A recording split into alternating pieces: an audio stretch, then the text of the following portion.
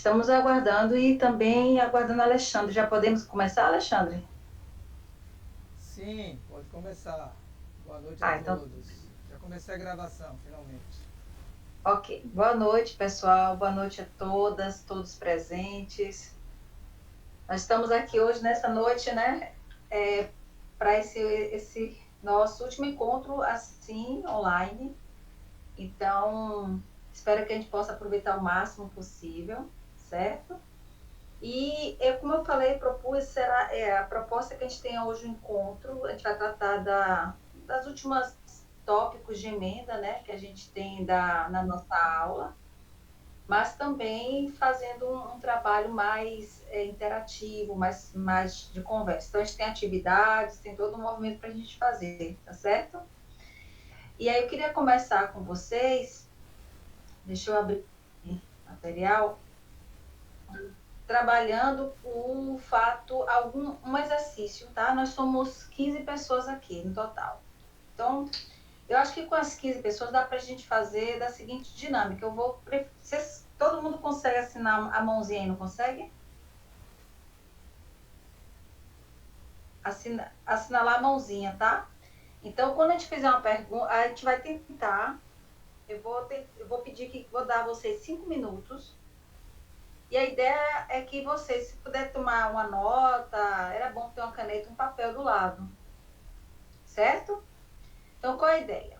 Eu tenho aqui uma proposta de saberes. Podia falar do que são saberes, mas eu queria justamente começar assim. A importância desses saberes para o exercício da docência na PT.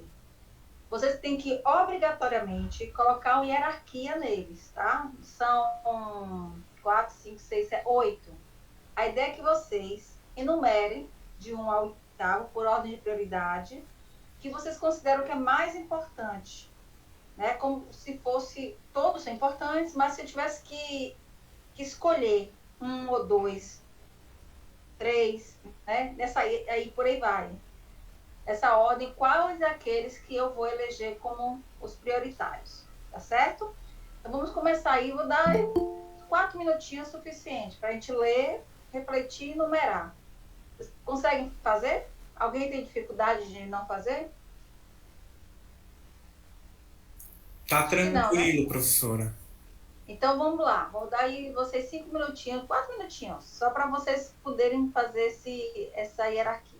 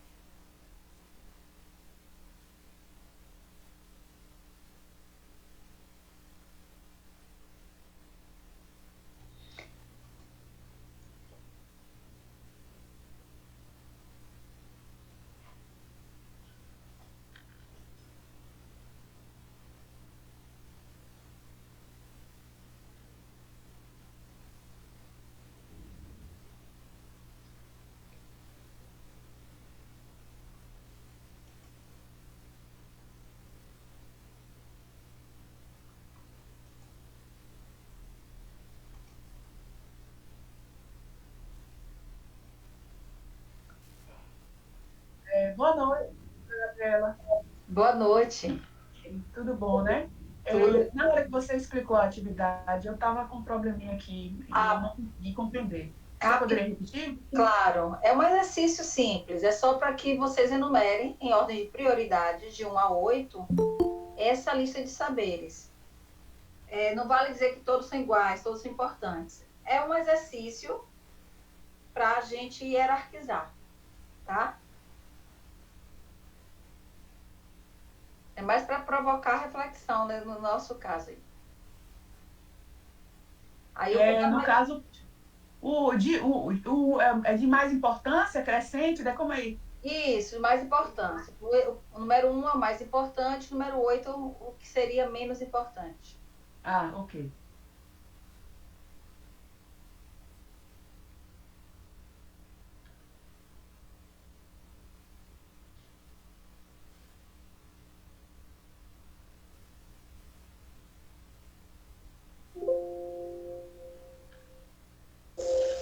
Boa noite, Pro. Sumiu da minha tela. Boa noite, Pro. Sumiu da minha tela. Sumiu. Pronto, voltou? Voltou?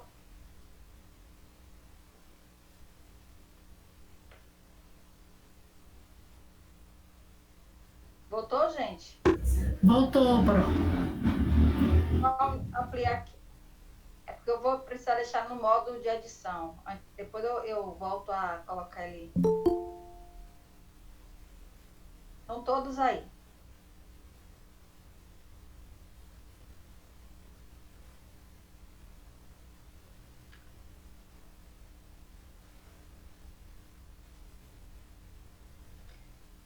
Vou dar só mais um minutinho, que uma chegou e entrou um pouquinho depois, tá certo?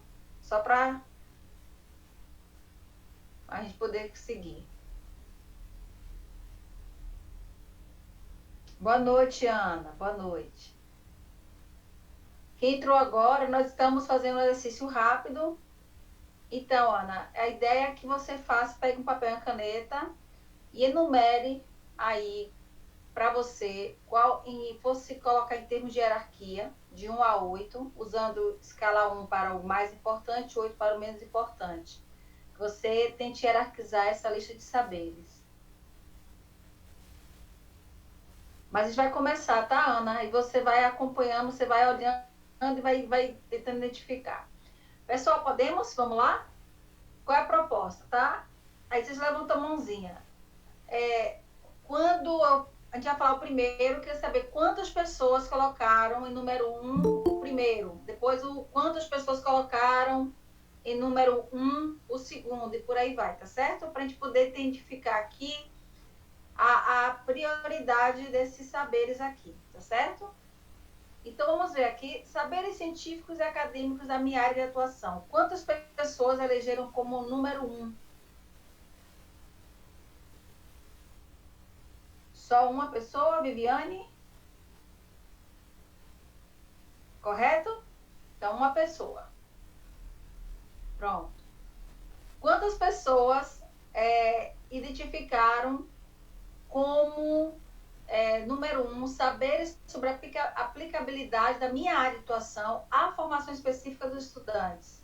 Então, se a formação... Então, Viviane, você pode abaixar a mão para a gente não confundir? Então, só 2 pessoas. André, 3. Marcelo, Elaine e Andréia, correto? 3 pessoas.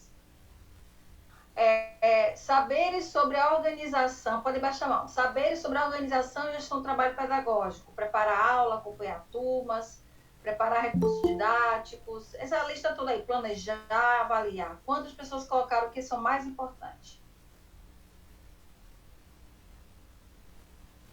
Nenhum? Uma pessoa aí, uma. Ok. Vamos lá. Saberes tecnológicos que permitam usar ferramentas contemporâneas. Ana Luísa. Pronto. E você pode baixar a mão, Ilma, para a gente não confundir. Saberes sobre processos mentais, sociais, culturais, cognitivos dos estudantes. Silene e Adriana. 2. Saberes pedagógicos, curriculares, saberes da ciência e da educação.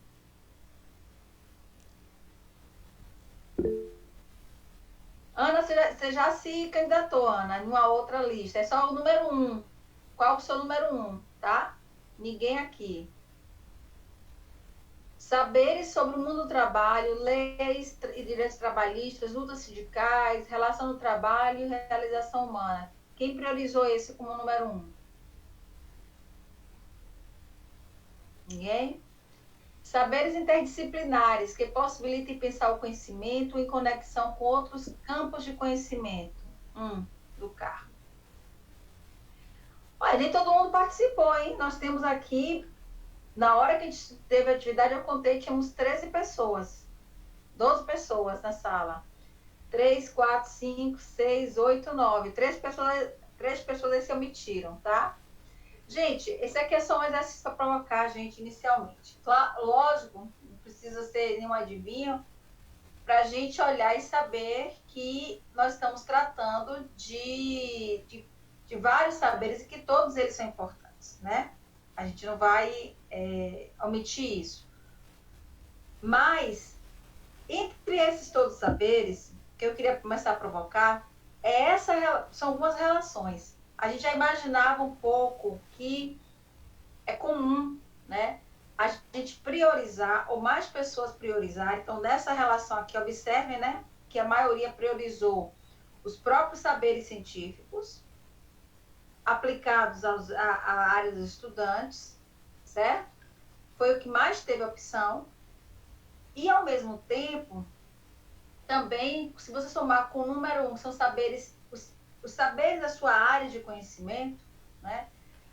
Isso revela um pouco a própria ideia do que é ser professor ou a formação docente, né? Por que eu estou colocando isso? Porque todos esses conhecimentos são importantes. Fazer vocês hierarquizar é uma forma de apenas a gente parar para pensar assim, o que eu tomo como a minha primeira referência do meu trabalho como docente, né? E eu não vou dizer que está equivocado, mas eu queria que a gente refletisse o quanto que, na história da profissão docente, o saber do professor ele é muito ligado ao domínio do conteúdo dessas áreas. E quantos de nós fomos professores, né? Fomos estudantes, fomos, né, estudantes e às vezes até ainda somos estudantes, que vê na trajetória, que vê com outros professores, essa ideia de que para ser docente, né, esse domínio principal do conteúdo é a coisa mais importante. No caso da educação profissional, deixa eu ver, para quem colocou o número 1, quem colocou, eu não lembro mais o nome, tá? Mas me ajudem. Quem colocou que o primeiro, que saberes científicos é mais importante? Quem foi que elegeu esse aqui como mais importante? Viviane. Você é de que área, Viviane?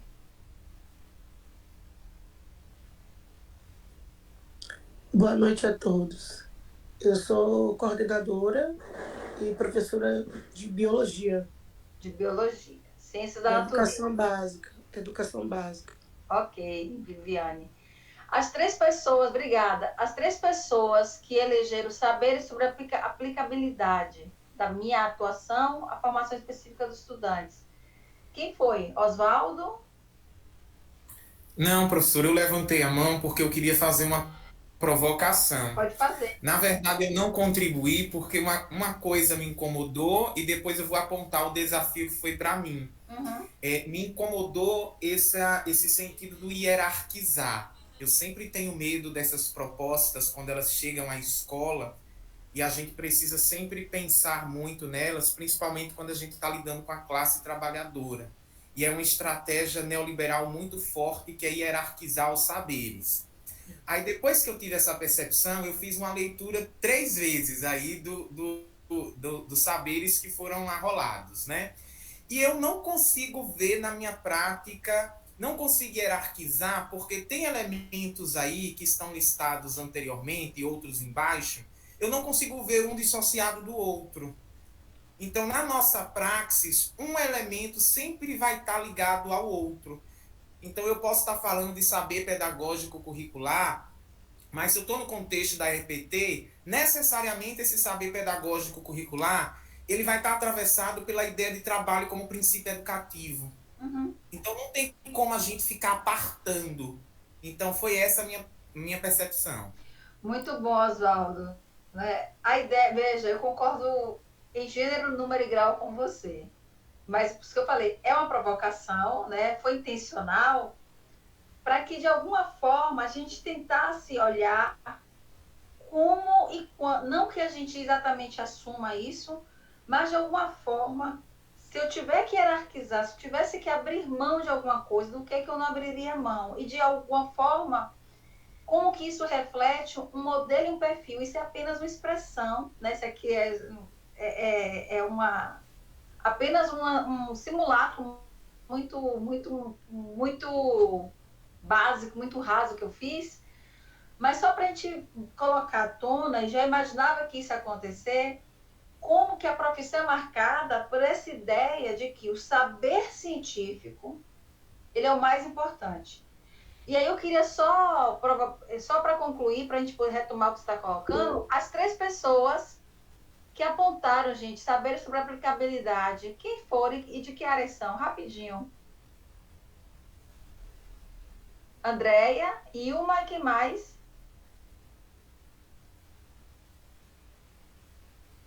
Você é de que área, Andréia? Eu sou farmacêutica, Pro. Farmacêutica, muito bom. Quem foi mais, gente, que colocou ali junto com a Andréia? Foi Ilma? Elaine, você é de que área, Elaine?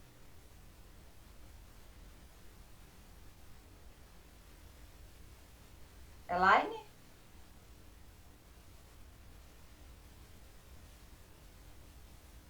Caiu? Estou sem poder ligar o microfone. Ok, coloca aqui.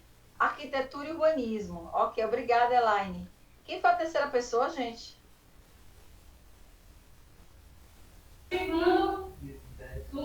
Acho que foi Ilma, né? Você, Silene? Não, acho que foi Ilma. Foi Ilma? Não foi eu, não. Porque eu levantei a mão para falar alguma outra coisa, mas assim, eu deixo para o final. Para me atrapalhar. Eu não vou demorar aqui muito, não. É só para dizer, eu não sei quem, mas eu vou dar aqui, né, um palpite. Já que a pessoa se omitiu, vou me permitir aqui especular. Que é alguém também, ou das áreas técnicas, ou das áreas biológicas. Eu estou falando isso porque a fala de Oswaldo, né, já seria minha provocação também. Como que a gente está ainda presos e arraigados, né? A ideia de que esse saber, de alguma forma, quando a gente coloca, a gente precisa hierarquizar, a gente aí eu não estou colocando exatamente que foi Andréia, que foi Ilma, que foi Elaine, não, tá? Eu falo a gente, nós todos. De um modo geral, a escola, ela reflete isso, de que o professor é aquele que domina o seu conteúdo. Ao ponto, e aí é uma provocação muito mais incisiva para quem é bacharel, de que essa produção da profissão, ela parte, inclusive, disso. Se eu sou uma boa farmacêutica, que eu acredito que a Andrea seja, eu posso dar aula de farmácia. Se eu sou uma boa arquiteta, eu posso dar aula de desenho técnico, né? E é claro que só pessoas com domínio científico dessas áreas poderão falar sobre elas. Então, ou seja, a gente não está negando a importância. Mas de como essa ideia ainda é muito forte, muito circular, e de que de alguma forma ela se revela nisso. Né? De que a gente, na educação, a gente acha que o grande elemento, e isso é uma tônica na próprio perfil da formação docente. Se a gente for provocar aqui, eu falo nós, é porque eu sou de licenciatura, a gente faz nossas licenciaturas e eu vi isso muitas vezes, até quando eu também dei aula para diversas licenciaturas, quando o estudante está no 7º semestre, no 6º semestre, lá no final, é que a gente entende que vai ser professor. Porque a gente passa, às vezes, uma licenciatura inteira até discutindo o processo de educação, mas a gente não se reconhece como professor, porque o saber que é colocado como prioritário é esse saber, o saber específico da nossa área. E isso tem sido um elemento que, de alguma forma, tem atravessado os processos formativos e negado uma série de aspectos, sobretudo os saberes da prática, que são extremamente importantes para a formação docente. Ilma, por favor.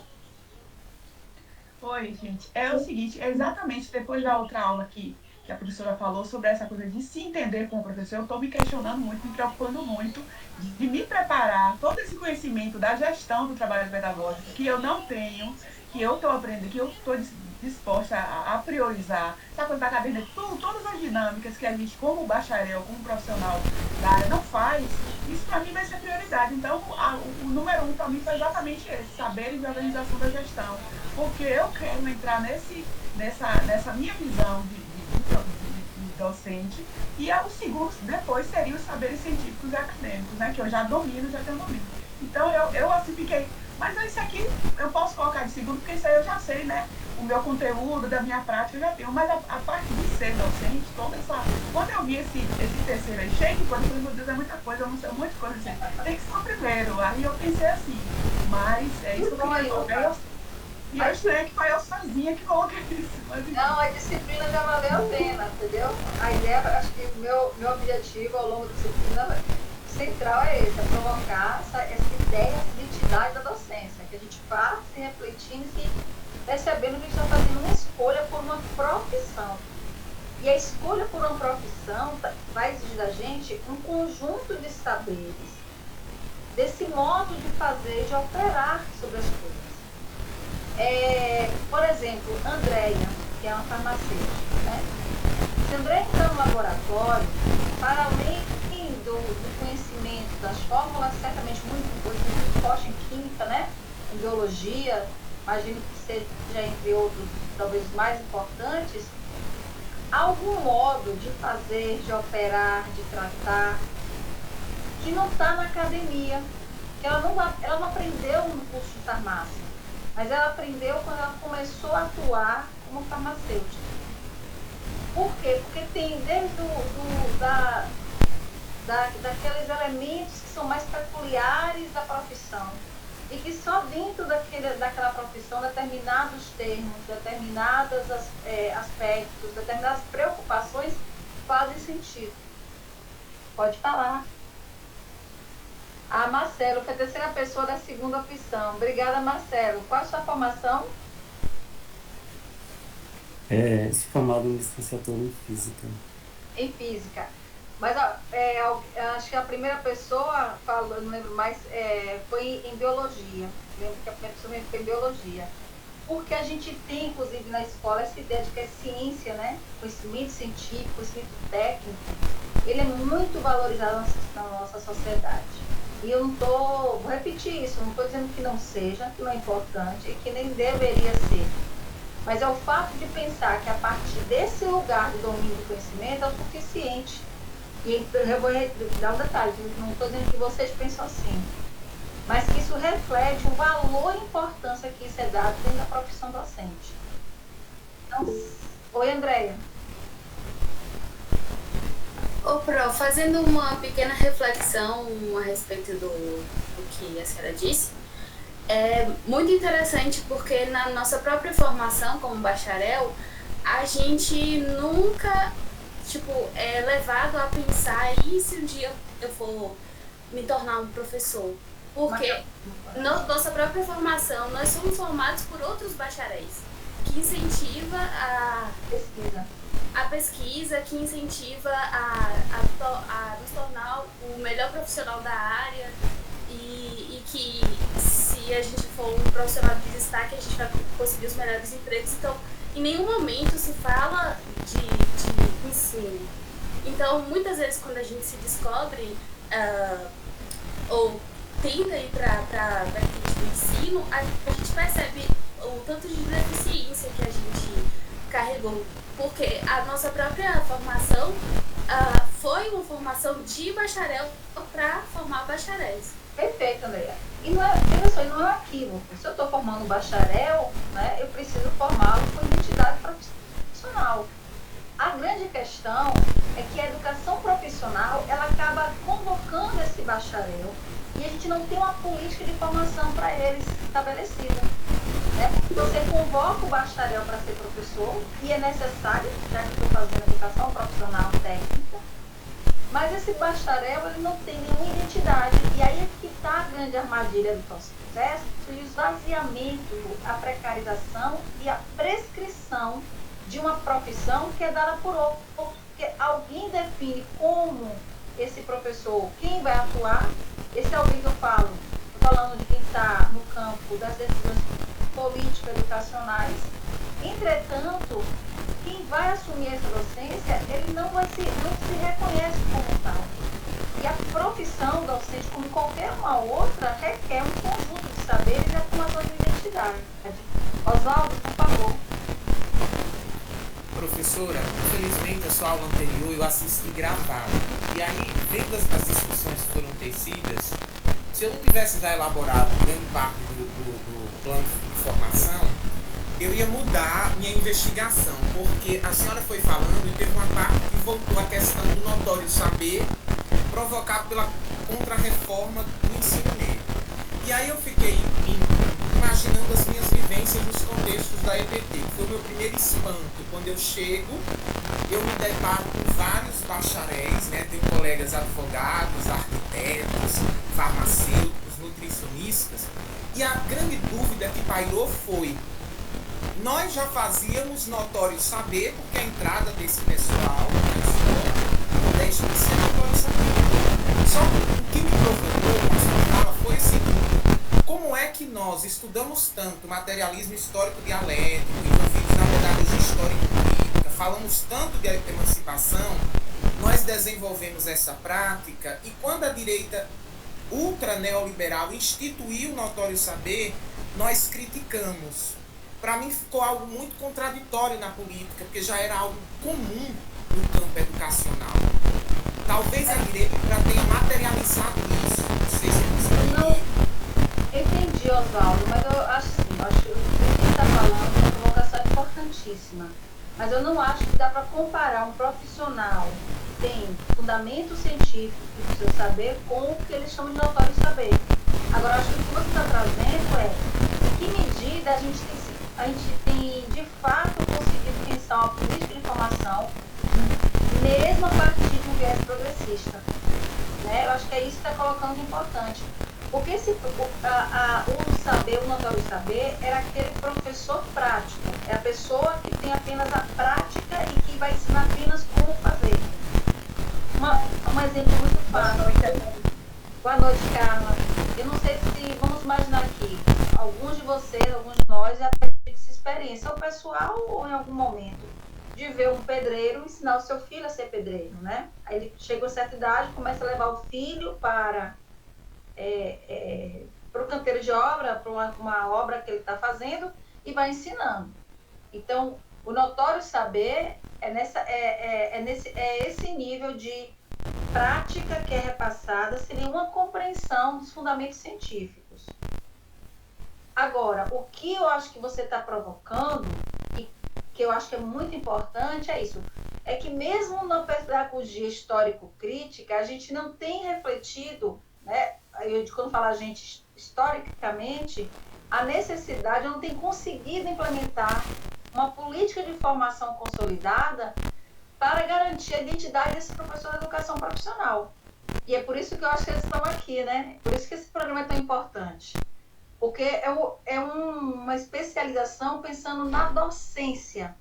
Hoje em dia já tem as complementações. Eu confesso que eu não sei se a gente conseguiria ter, do ponto de vista estrutural, garantir licenciatura para tantas áreas, né? Uma licenciatura para farmácia, uma licenciatura... Já existem muitas licenciaturas voltadas para as áreas da EPT, mas talvez pela especificidade fosse mais difícil. Mas ainda assim, né? Concordo com vocês que a gente não tem tido essa política, ela está em andamento. ela está ainda em um processo embrionário. E a gente está aqui, né, na construção desse elemento histórico. Então, eu acho que essa discussão que a gente está fazendo, né, é justamente para a gente pensar o que é a profissão docente. Então, ela é uma profissão feita, é um ofício feito de saberes.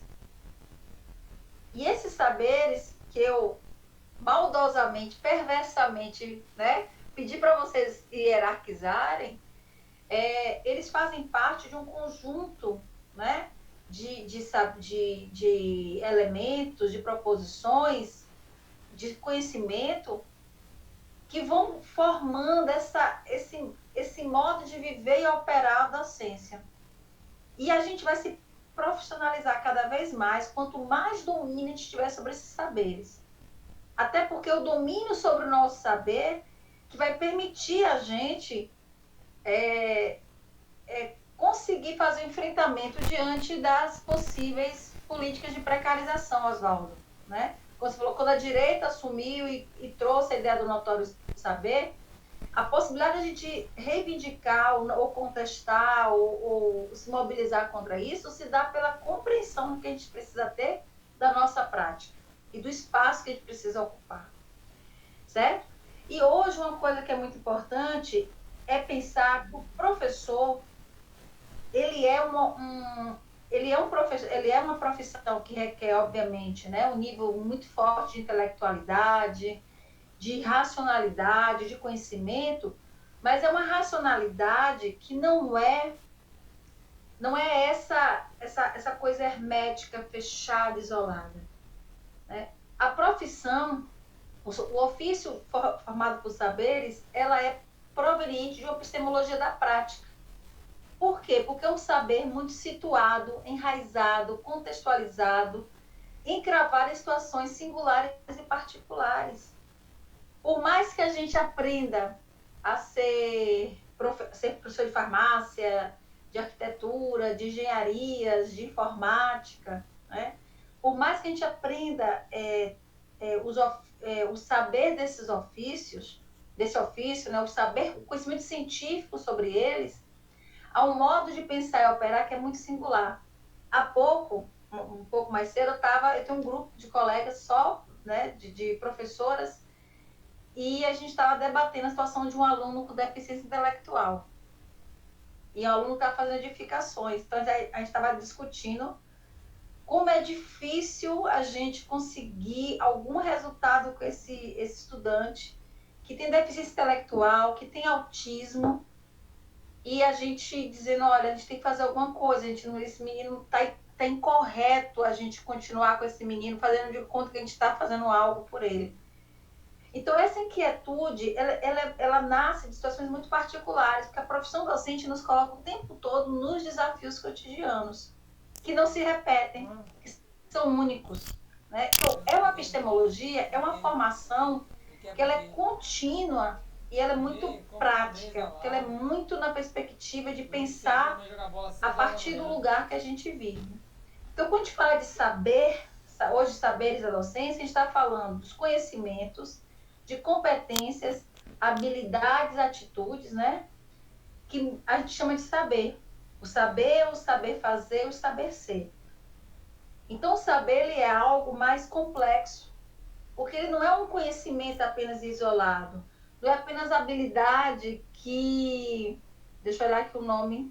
Eu tenho que olhar o nome das pessoas, eu vou lembrando. Foi Silene que falou, foi Silene Nestante que falou que ficou reflexiva e que optou pelo TC. É Silene? Não, É foi outra pessoa, não lembro, mano. Alguém falou assim, eu fiquei reflexiva e quantas coisas eu preciso aprender sobre a docência. Acho que foi a Andréia, não? Acho que foi. Quer dizer, o conhecimento, as competências que a gente precisa desenvolver, elas vão formando um complexo. Porque o fato de dar uma aula quer que eu tenha conhecimento científico sobre esse conteúdo, mas que eu tenha, por exemplo, uma coisa que a gente chama na educação, que é transposição didática. Que é de como eu transformo, eu consigo comunicar esse conteúdo, comunicar esse conhecimento, e que o conhecimento não vai se dar porque eu comunico, Vai se dar porque é um outro processo simultâneo acontecendo no estudante e que eu tenho que perceber ali, nos movimentos do estudante, como é que se ele está interessado, se ele está atento, se ele está participando. Eu gostaria, olha só, o ato de dar uma aula, por mais domínio científico que eu tenha, eu preciso estar compondo uma série de questões. Qual é a linguagem que eu tenho que utilizar para determinada turma? Que exemplos e que materiais seriam mais adequados para atingir, para provocar uma reflexão a partir do lugar do aluno que está estudando. Então, não é apenas o domínio de um conhecimento, por isso que ele é um saber, porque ele é um complexo de um conjunto de conhecimentos, habilidades e modos de ser, né, atitudes que vão produzir o labor da profissão docente, né? O labor, a ação, se a gente for usar aqui Hannah Arendt, a ação da prática docente. Pois bem, vamos lá, deixa eu passar aqui mais um. Então, esse saber, gente, são fundamentos da competência dos professores, que a gente julga, né, com base neles, a gente é capaz de julgar nossa formação anterior. E aí foi muito bom a fala foi a Adriana mesmo, gente? Foi a Andréia que fez a fala? Não foi a Andréia, não. Que fez a fala que optou pela fez a terceira opção da prática da aula, porque já sabe, entende que dominava o seu conteúdo, mas que aquilo era uma novidade. Não lembro quem foi. Foi eu, Vilma. Acho que porque eu falei que realmente a prática de dar aula, preparar a aula, toda aquele quantidade de atividades que tem que ser feitas, que vocês fazem, vocês professores que atuam, né? Fazem com é o cotidiano, né? E para quem é bacharel, isso para a gente é novidade, então eu acho que isso é prioridade. Isso, né? Ilma. Claro que é complicado enumerar a hierarquia, mas, enfim, eu estou realmente, para me identificar enquanto docente, eu tenho que botar isso como foco. Eu tiro Mas monte de você está fazendo, Ilma, olha o que você está fazendo, você está construindo um saber ser docente. Porque quando você olha e diz, olha, minha formação não dá conta disso. Esse é um desafio novo. Então, a gente está dizendo isso, os saberes são os fundamentos da competência dos professores, com os quais a gente é capaz de julgar a nossa própria formação, né? A pertinência e a validade das reformas que acontecem na educação. Então, quando o Oswaldo diz, olha, a gente vê as mudanças das políticas, a gente precisa, o notório saber talvez não tenha sido superado, certo? Então, o saber da profissão, ele atravessa um conjunto e um complexo de ações que vão, né, ajudar a gente a lidar com os conflitos, os problemas, porque a educação, ela não é uma coisa que a gente pode dizer o que vai ser. Ela é um acontecimento diário. E a gente vai fazendo essas reflexões pelos modelos de excelência profissional em sua profissão. A gente constrói esses modelos. E aí eu queria abrir de novo aqui, né, a roda, para a gente pensar assim, quando a gente, professor Roberto Sidney, que da UFBA, né, que trabalha a questão do currículo como ato, né, atos de currículo. Então, quem são esses modelos de excelência? Né? É um acontecimento, exatamente, Oswaldo. E aí observe que a gente tem dois elementos, né? Quando a gente precisa pensar o que a gente entende como um bom professor. Né? Que são esses modelos de excelência? Esses modelos de excelência não significa o mais sabido, mas é aquele que tem um perfil profissional para o exercício dessa profissão. Então, a gente olha para a nossa formação e sempre pensando e modulando essa tentativa, essa aproximação desse modo de ser, desse modo de acontecer. Então, eu queria abrir a roda e dizer o seguinte, quem quiser falar, né, eu gostaria que algumas pessoas falem, pelo menos, quando vocês olham para a história de vocês como estudantes, quem foi um professor de excelência para vocês e por que foi um professor de excelência? Poderia ser um modelo de excelência para você como profissional da docência. Oswaldo falou, Roberto Sidney. Por que, Oswaldo? professora, porque toda vez, inclusive ele acabou de lançar um livro e toda noite antes de dormir eu leio um capítulo. Tem gente na teoria da educação que é genial, né? O Saviani, ele tá fora da curva, e na Bahia nós temos o Sidney, porque assim, quando a gente vai ler a teoria dele, étnico-constitutiva, eu acho que ele fala muito de um lugar no qual ele está situado. Tem muita coerência o que ele faz. Então ele escreve uma teoria, eu não gosto de teóricos que são utópicos. E ele começa, inclusive, o novo livro com uma citação bem bacana, que ele diz assim, a gente precisa de um pouco de possibilidade, senão a gente sufoca. Então, eu gosto mais da teoria da educação e dos professores que nos trazem uma reflexão que parece que é uma fotografia, metaforicamente falando, da nossa prática. Então, a gente olha assim, eu fico olhando, por exemplo, ele nos convida a pensar a BNCC. Como é que essas políticas tão padronizadas que desconsideram esse currículo cotidiano, como é que isso vai dar certo? E isso vai gerar uma série de desafios e é fenomenal, para mim são fenomenais as provocações que ele faz. Então, assim, é uma leitura que eu recomendo a todos, porque a gente não pode deixar de pensar o currículo como ato. Isso. E é isso que os neoliberais fazem. Então, esses professores que me convidam a fazer essa reflexão, principalmente da forma como ele faz, né, às vezes bem poética e muito crítica, eles, para mim, são marcantes. Para mim, não dá para ser professor sem ler Sidney. E aí eu pergunto, não dá para ser professor sem ler Sidney? Muito legal. E, por outro lado, quanto que isso é um modelo de excelência? Poxa, eu preciso entender isso melhor. É como se, de alguma forma, esses modelos de excelência nos permitem olhar e pensar o que é legal, o que deveria incorporar para ser um bom professor, né? Como que eu também posso fazer dessa prática, como você falou, trazer algo que seja capaz de fazer o aluno sentir que é possível, que tem uma possibilidade de acontecimento para ele. Então, vejam, a ideia dos modelos de excelência são os modelos que a gente vai referenciando e que a gente vai buscando a construção de um modo de ser professor, de uma identidade, por uma epistemologia da prática. Porque eu vou olhar para o que eu faço e para onde eu quero ir. É como se eu estivesse pensando, para onde, poxa, é tão legal fazer essa aula, como é que esse professor faz essa aula? Como é que isso acontece? Como é que se dá aquele acontecimento? Eu, por exemplo, eu tenho um colega, meu parceiro de filosofia, que ele consegue dar uma aula muito leve. Aí eu digo assim, eu sempre sou professora ele é professor do primeiro ano, professora dos segundos anos. Aí é sempre muito difícil, porque os alunos chegam apaixonados, né, por um modo de ser de um professor, que eu digo, aí eu fico assim, eu não tenho que imitar, não é uma questão de imitar, mas que leveza é essa que eu posso aprender também a fazer no meu trabalho. Então, esse movimento, ele é fundamental, e o saber, ele é, ao mesmo tempo, produzido por esses modelos, né, que a gente vai buscando, e é também o vetor de construção.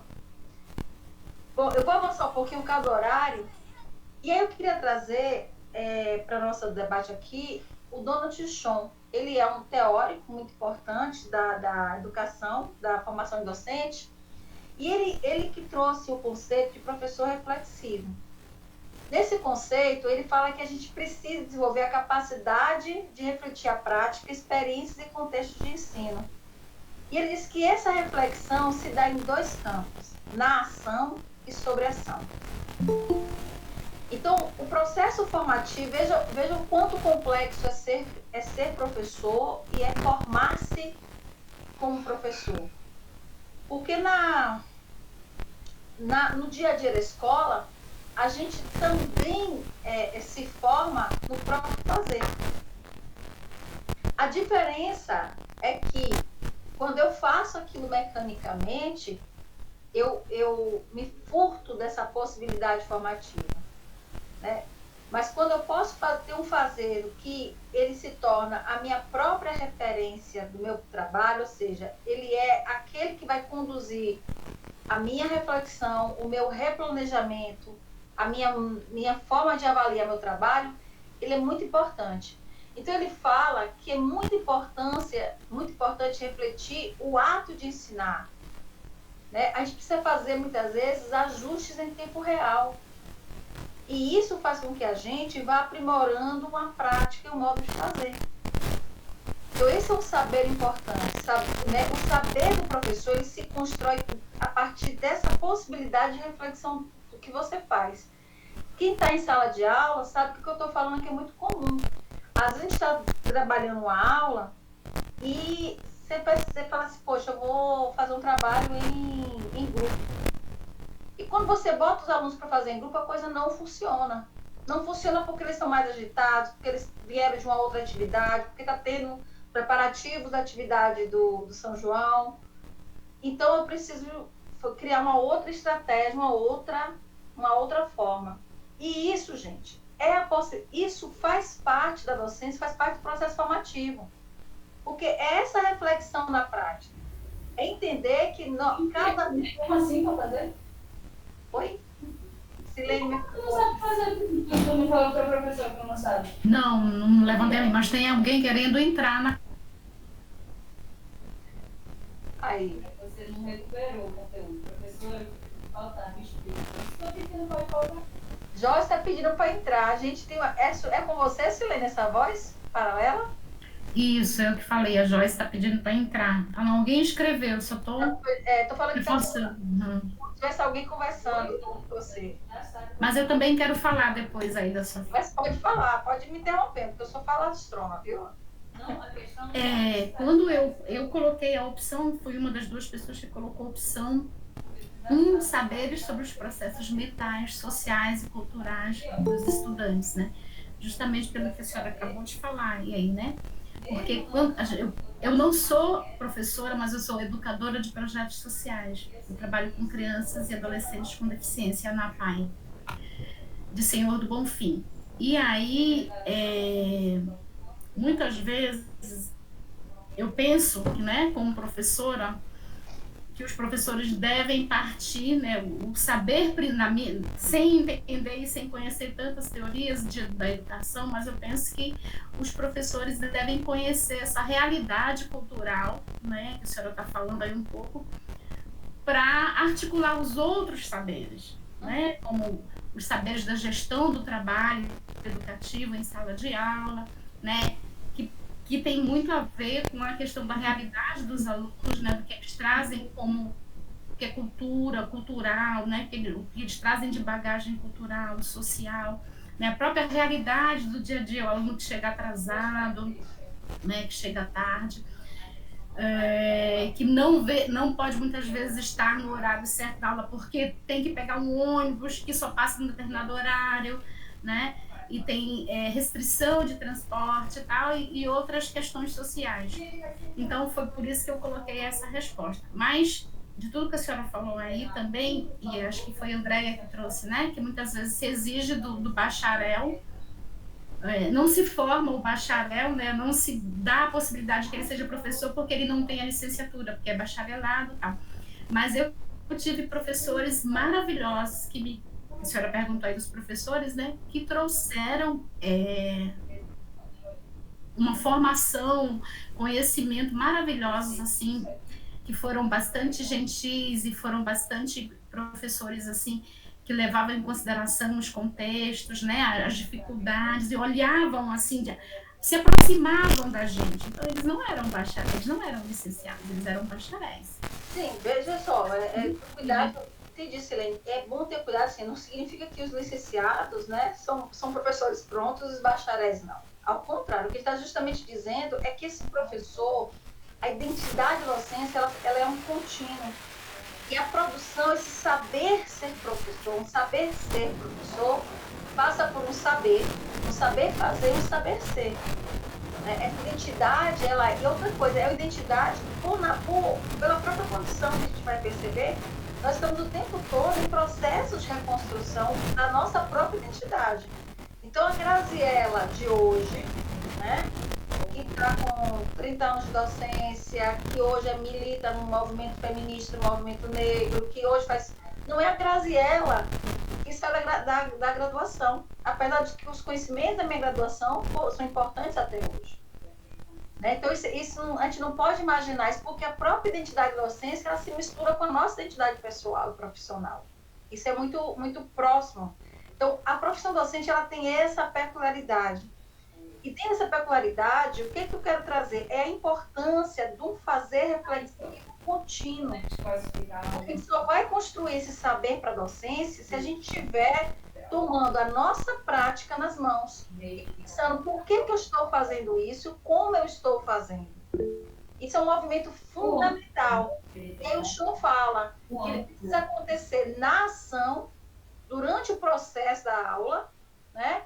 E também posterior, sobre a ação. No momento em que a gente analisa as experiências, identifica o que aconteceu, por que aconteceu, permitindo uma compreensão mais profunda. É quando a gente pode argumentar sobre o nosso fazer profissional. Viviane.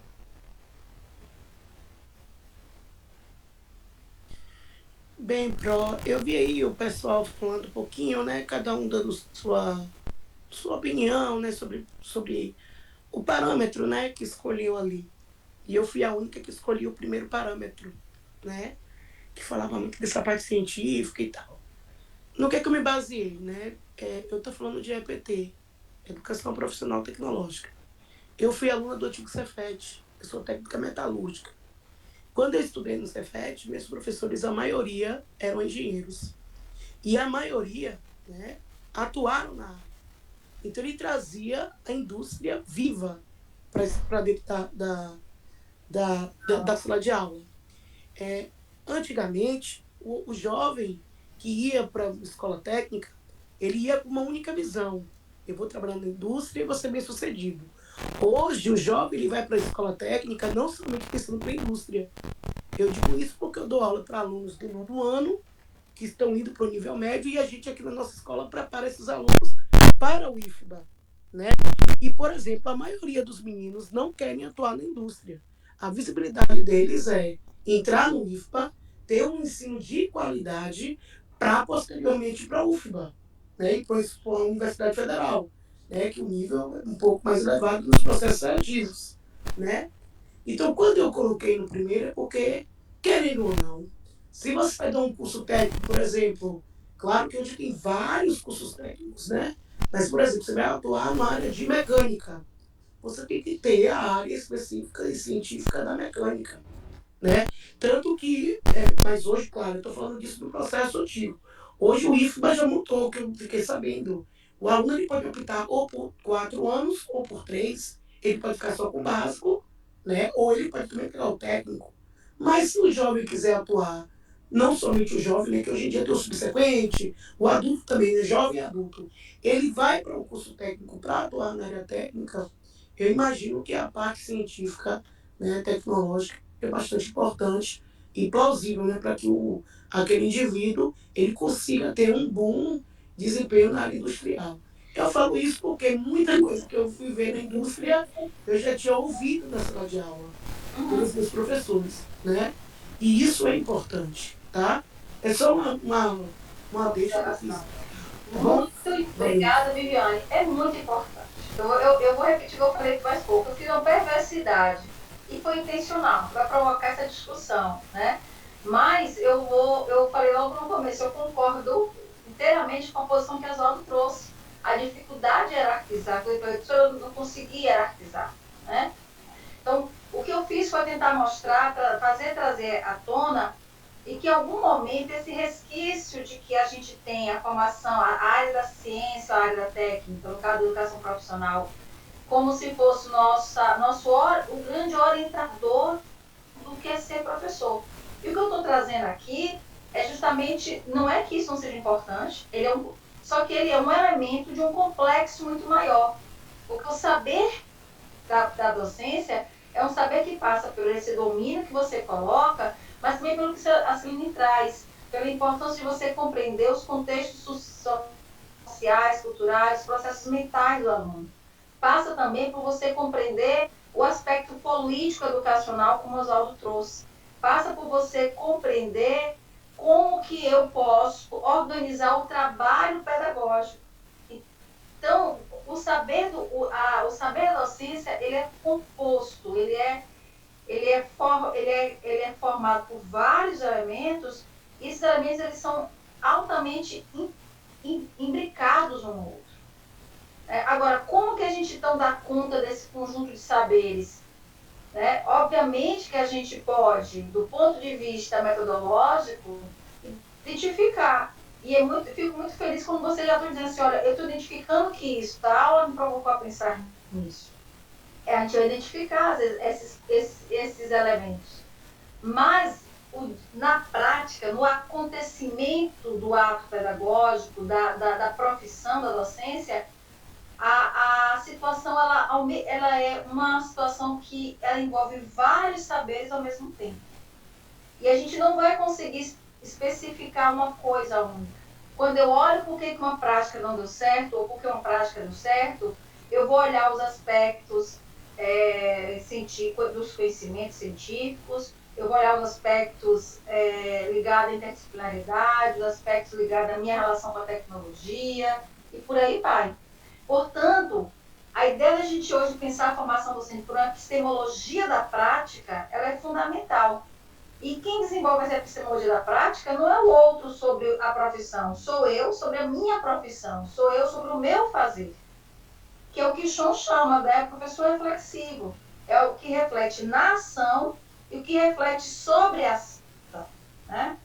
E aí chama atenção. Por quê? Porque a reflexão não ocorre de forma isolada, ela está ligada ao contexto do ensino. Então, ele fala, os professores devem considerar as circunstâncias dinâmicas da sala de aula. O fato de ter dado certo uma prática na sala de aula não quer dizer que essa prática em si é ruim. É aquele contexto. Aqui a gente está se preparando de 18 ter uma festa junina. E aí eu tenho uma turma que eu tenho pouca carga horária com eles, e eu falei, coincidiu, quer dizer, eu teria que fazer uma prova nesse dia.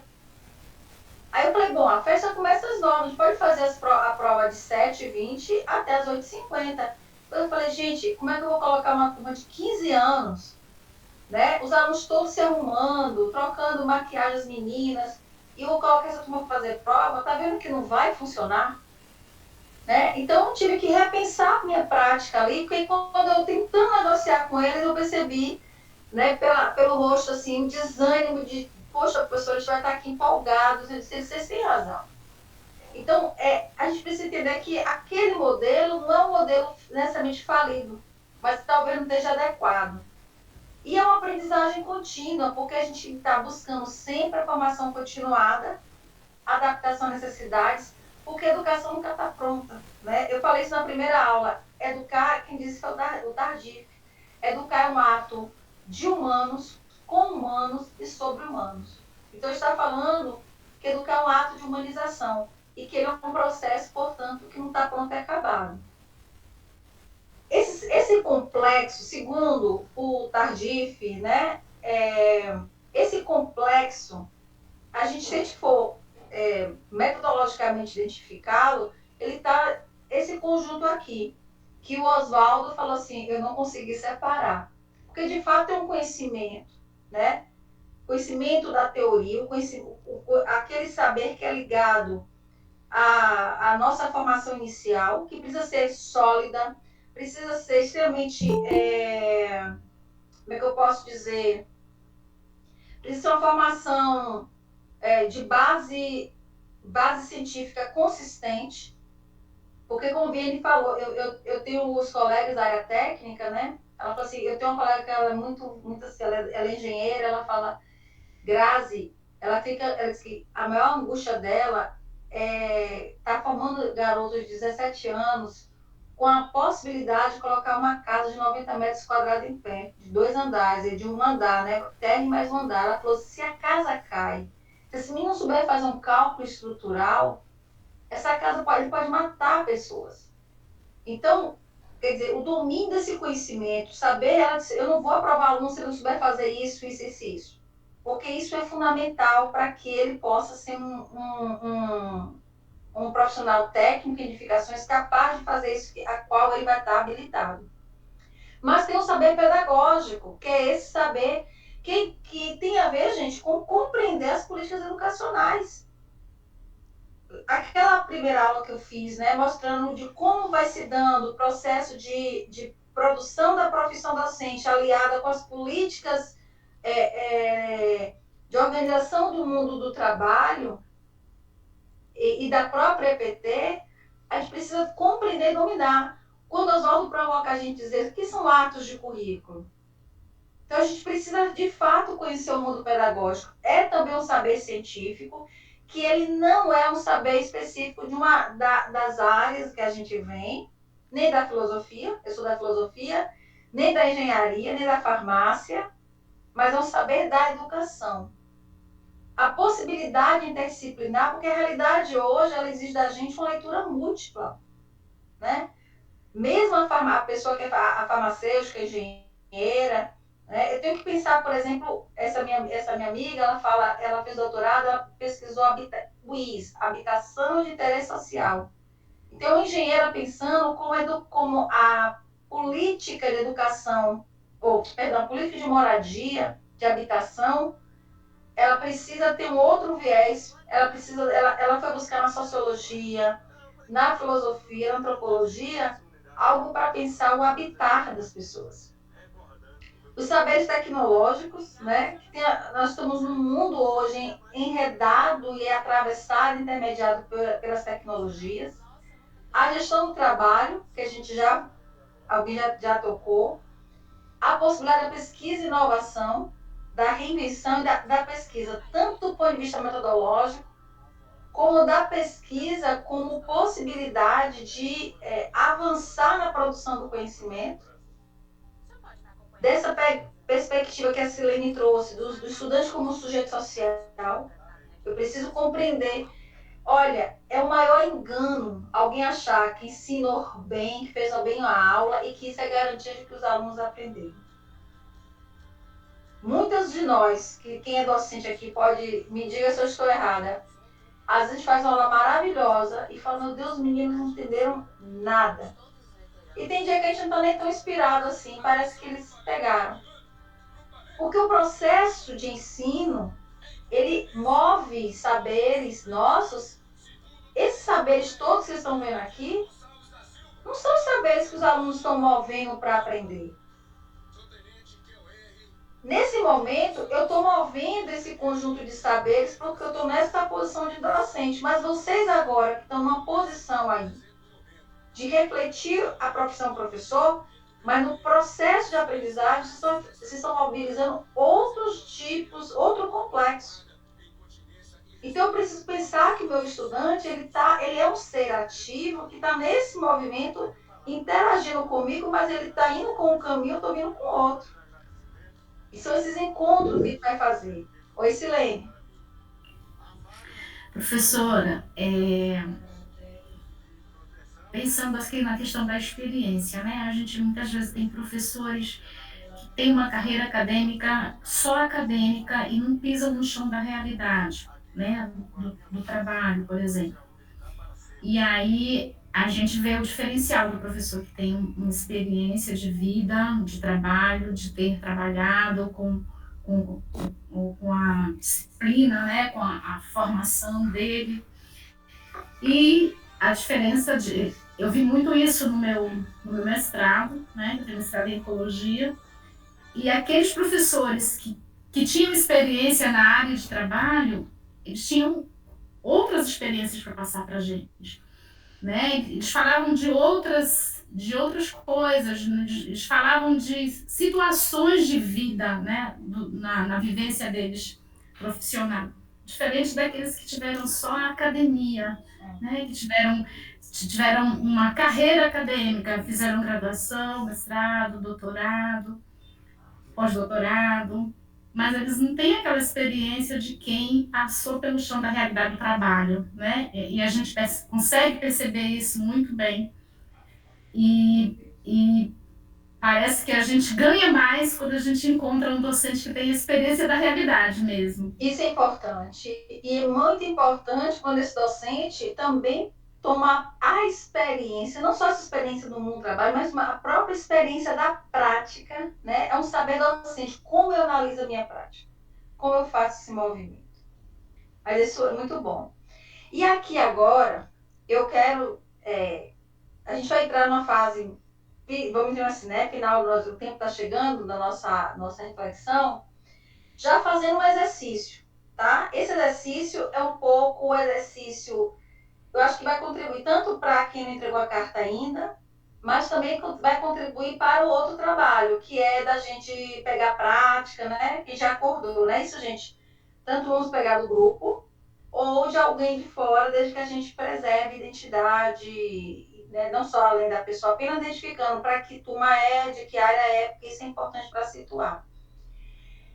E aqui eu peguei daqueles sites que eu indiquei para vocês, né, na outra aula. Então, eu indiquei o site que tinha as cartas que foram públicas e podem ser acessadas. E tem outros aqui que é do livro que eu coloquei. Porque são experiências que estão públicas, então achei que era interessante trazer. Qual é a ideia, tá? É que a gente faça agora como exercício, a gente vai se analisar essa prática, né? Porque esse movimento da carta é interessante, porque esses professores, eles estão avaliando a própria prática. Eles vão fazendo uma reflexão do fazer deles. Eu destaquei trechos para que a gente possa, ao ler juntas e juntos, identificar assim, que tipo desses saberes, né? Quais são os saberes que estão envolvidos aqui? Que aspectos a gente pode observar que estão sendo apontados tanto na reflexão desse professor, né? Ou até que está presente ou que ele sente que está ausente. Gostoso? Vai fazer a carta? Que bom. E aí eu queria convidar que alguém pudesse fazer a leitura e que a gente não vai fazer, não demora não, é só mais um exercício, porque ao fazer isso a gente vai pensando nesses saberes, esses anteriores que eu falei, tá? Já percebendo o que está presente e ao mesmo tempo a gente vai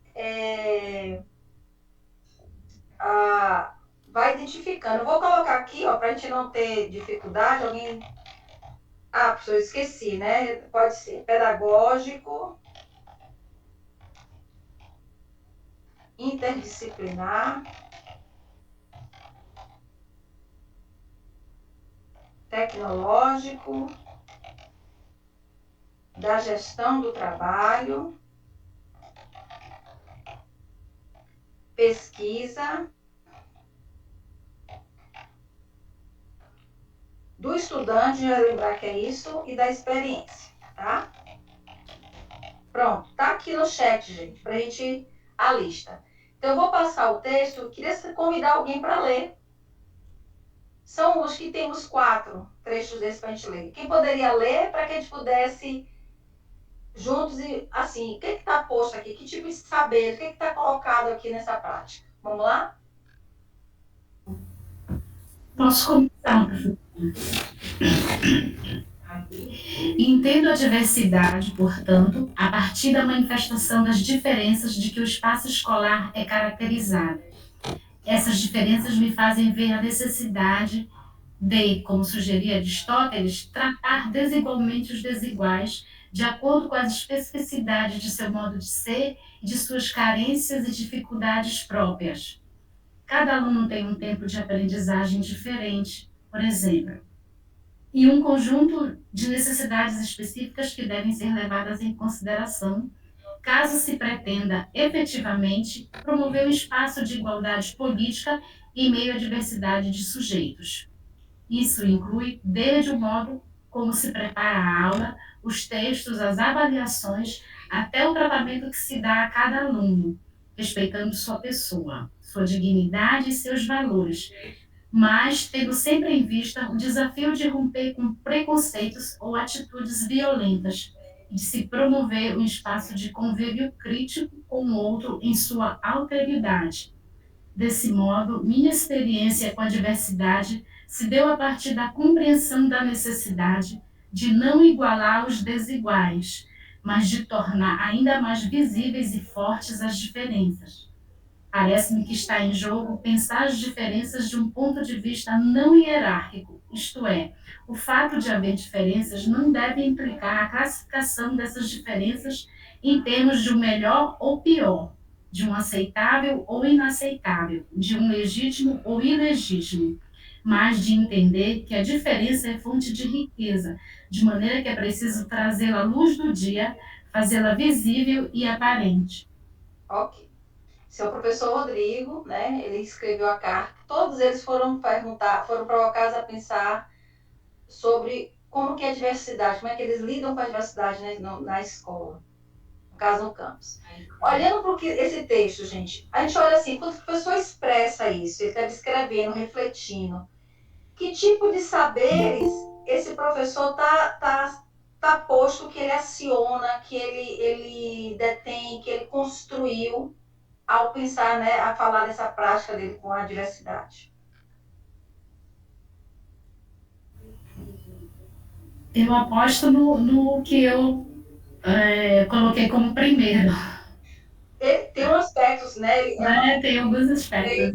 como social, mas tem mais coisa aqui dentro embutida. Porque quando ele fala, olha, eu preciso entender a especificidade dos meus estudantes, mas ele fala em outras coisas. E isso tem impacto.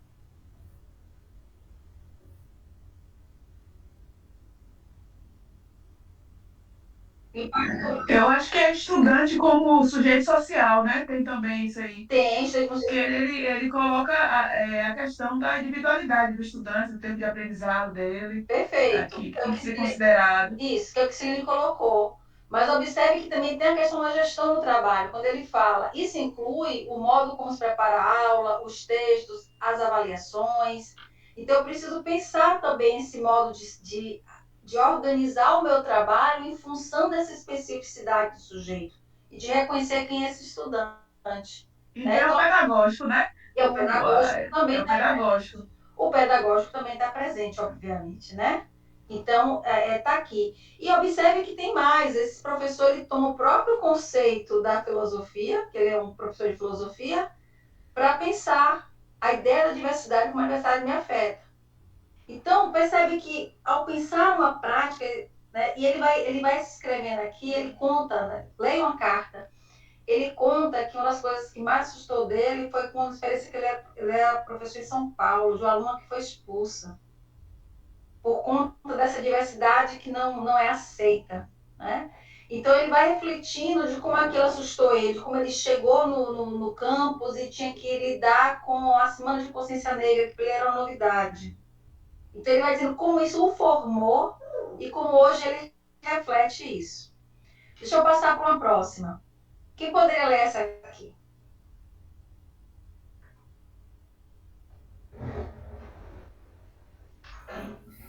Além disso, estamos passando por um momento tão triste e delicado na educação brasileira que precisei reoxigenar minha prática para ter um ânimo de seguir em frente, pois a sala de aula é a minha verdadeira paixão.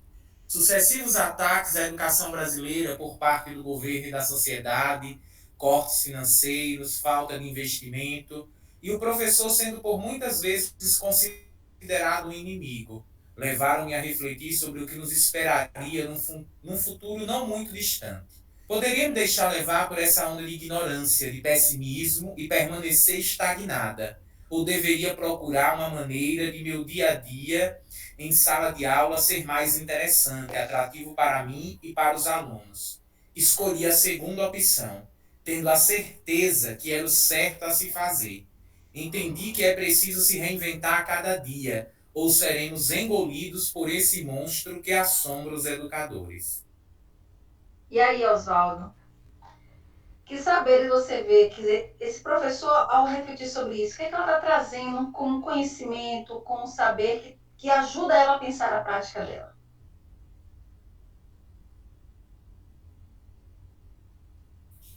Principalmente os saberes da experiência. Tem o da experiência, porque ela coloca que ela refletiu a sala de aula. Sim. Tem mais uma coisa importante. Observem. A gestão do trabalho. A gestão do trabalho. Que ela disse, eu preciso fazer diferente. Mas é que ela não revela que gestão é essa. Diferente do Rodrigo. Percebe que no texto do Rodrigo ele fala, eu tive que olhar as avaliações, os textos. Aqui tem muito o saber pedagógico, que é o saber da ciência e da política de educação. Ela faz uma análise do cenário macro, né, educacional, de como isso, olha, o cenário 2020, olha só a data, ela faz uma leitura do cenário macro nacional, como você fez há pouco, Oswaldo. E ela disse, como isso está me afetando? E eu preciso me proteger como professor e proteger minha profissão. Eu vou ter que reinventar a minha sala de aula porque está difícil pensar no futuro. Percebe como que está presente esse tipo de saber? Ele está aqui, ó, sendo costurado, sendo alimentado nessa reflexão. E o que eu acho bacana a gente olhar, o que eu te falei que é um complexo. Porque, assim, a gente não vai encontrar uma experiência, quando a gente refletir a nossa prática, a gente não vai encontrar cada coisa separada. No momento que eu reflito a questão da educação brasileira, eu também estou refletindo a minha sala de aula, a minha experiência. Vamos para mais um. Não, já foi para esse aqui. Também é da Amanda, é a mesma carta. Quem poderia ler? Ela é bióloga, viu? Cadê? É a André, que é bióloga?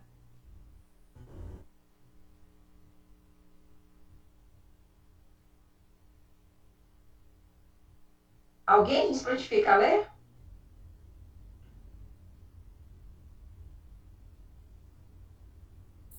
Ninguém, eu leio de novo. Vamos lá, Oswaldo.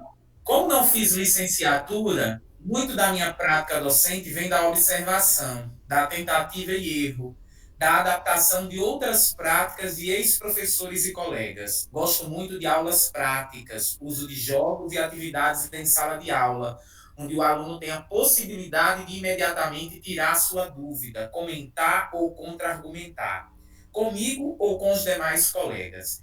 E então decidi tentar alcançar alguns objetivos, ser a mediadora das discussões. Por exemplo, adotei o uso de mapas mentais. O aluno precisa estudar em casa anteriormente e produzir um mapa mental sobre aquele determinado assunto.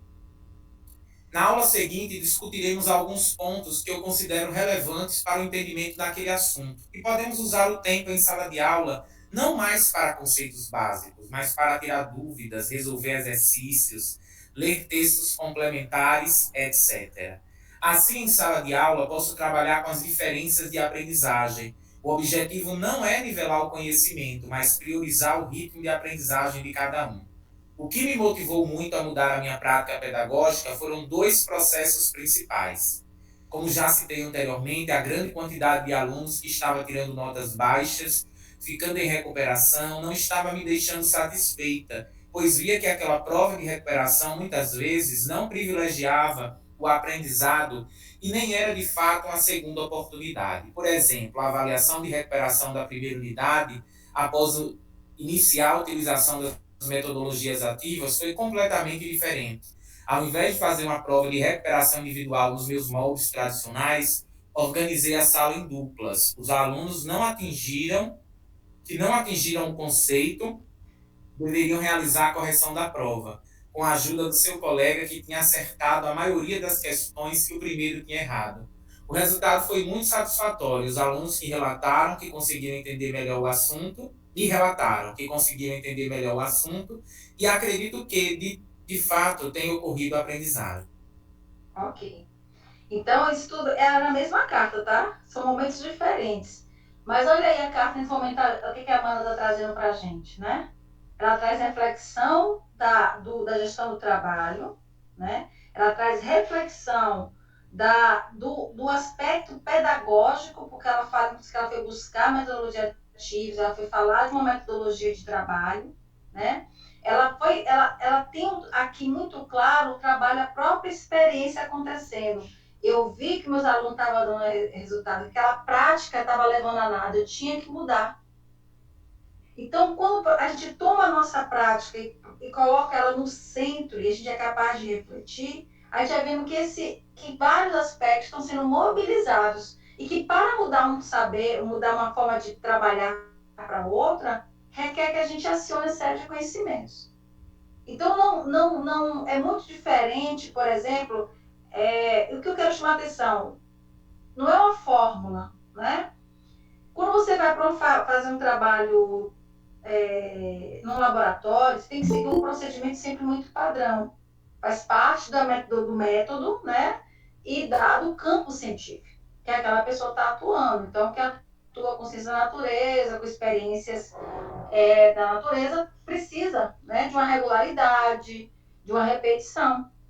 A ciência da educação ela não faz isso.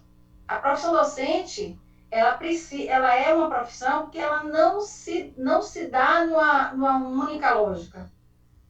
Você pode falar de lógica, a gente pode falar de uma epistemologia da prática, que requer você puxar o seu fazer para que ele possa ser avaliado. Aqui tem gente, até pela questão do horário, né? Aqui não vai ser diferente, tá? A gente só ela vai mostrar, é uma professora de português, e quero falar também um movimento nesse sentido. E aqui tem uma outra foi um texto que eu escrevi, eu coloquei um texto meu, em que eu chamo a atenção também da questão do trabalho pedagógico. Esse material eu posso botar lá na sala para vocês, não tem problema nenhum. Onde tem toda essa experiência. E os textos das cartas estão lá. Tá? Bom, o que eu queria, né, trazer para vocês para finalizar? Algo sobre essas práticas inovadoras, né? A educação profissional ela nos desafia, entre outros trabalhos, a dimensão da interdisciplinariedade. Eu queria refletir um pouquinho especificamente sobre ele. Então, há uma diferença entre os projetos integradores e as práticas articuladas. Quem aqui já conhece ou trabalha com isso? Já teve experiência?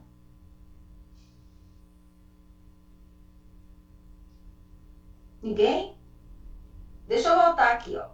Esse último trecho, deixa eu ver, tem a ver com uma experiência que a gente teve, né? Que foi com as práticas, aí foi um projeto integrador, que chamou de Tese do Conhecimento, e que exigia da gente um trabalho. Eu era uma professora de inglês, era uma professora de filosofia, professora de física e uma professora de meio ambiente. Então, a gente estava no auge da pandemia e aprendendo a trabalhar de forma remota, né? E aqui a gente vai revelando, aqui já foi o material do livro, tá? Aquela indicação do livro que eu coloquei para vocês. Eu coloquei tudo no Ava, tá, gente? Tem lá nas aulas, junto às atividades, eu coloquei os links. E aqui a experiência de projeto integral, em que a gente precisava, aí eu vou voltar aqui, integrar diferentes disciplinas e áreas do conhecimento. O objetivo é desenvolver competências e habilidades específicas, né? Resultar um produto final, adquirir que ele desenvolvesse uma atividade final nessa teia, que a gente chamou, e o trabalho é colaborativo e interdisciplinar. Então, os projetos integradores, eles são... Oi, Viviane.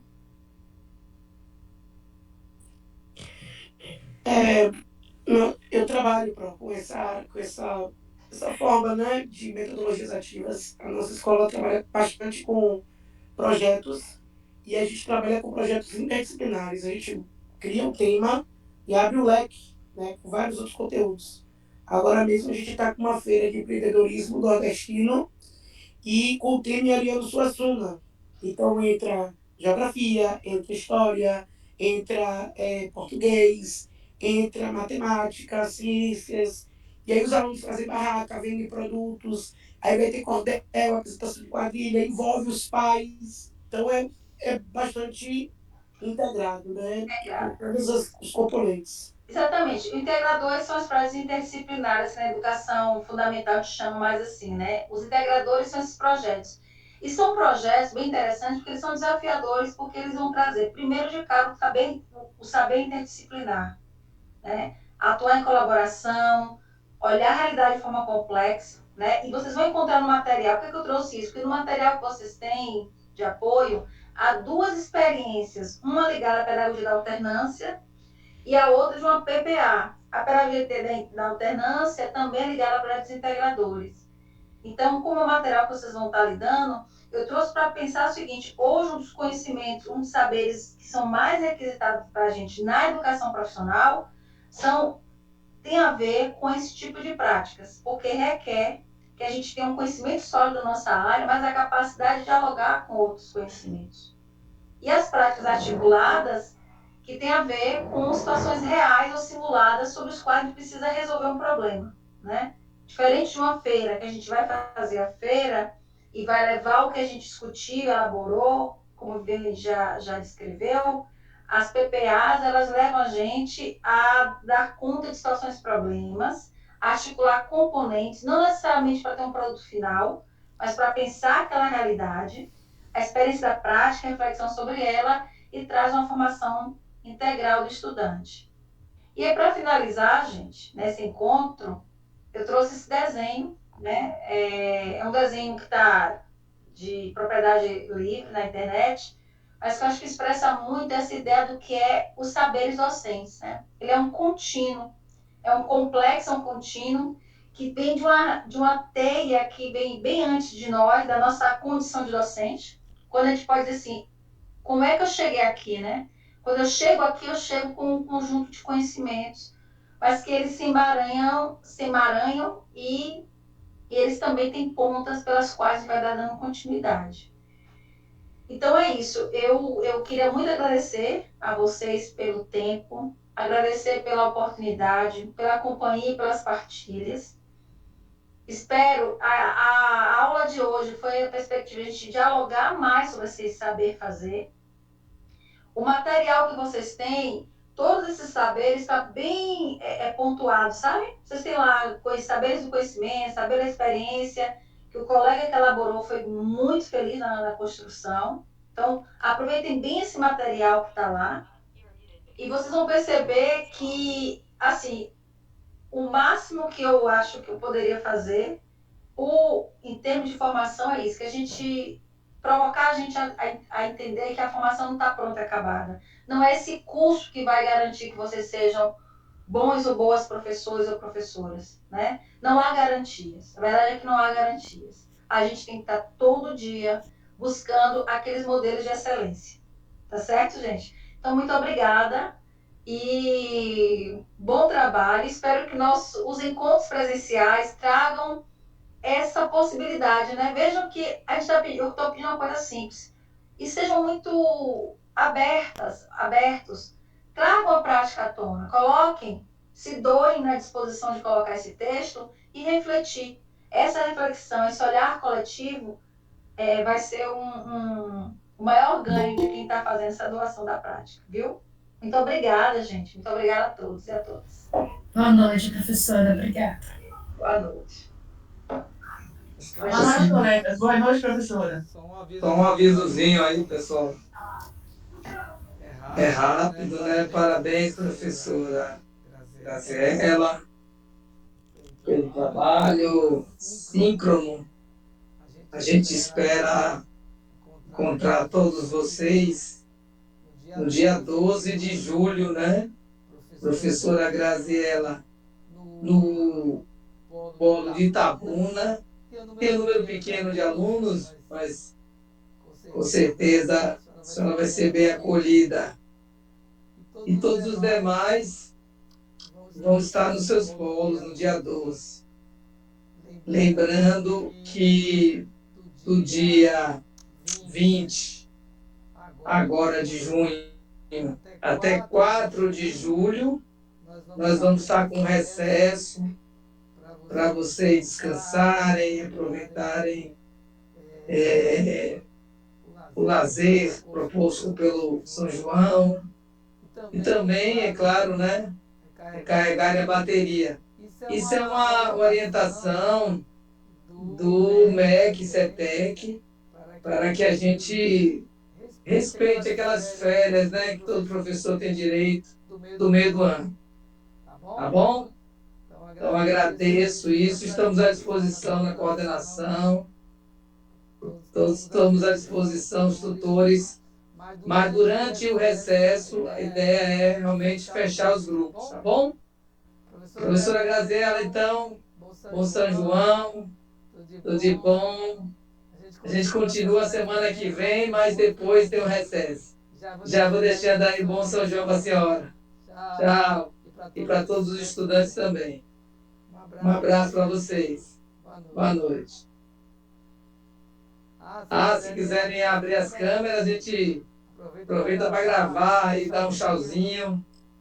Quem quiser abrir a câmera aí, dar um tchauzinho, fica à vontade, para a gente se rever um pouco, né? Olha aí a Eliane Silva. Quem mais? Vai abrir a câmera. Eliane está onde? Quem mais vai abrir? Tá cortado o seu som, Eliane. Rudinei, Elda. É isso, pessoal. Boa noite, então. A gravação vai ter no YouTube, tá bom? Felicidades aí. Tudo de bom.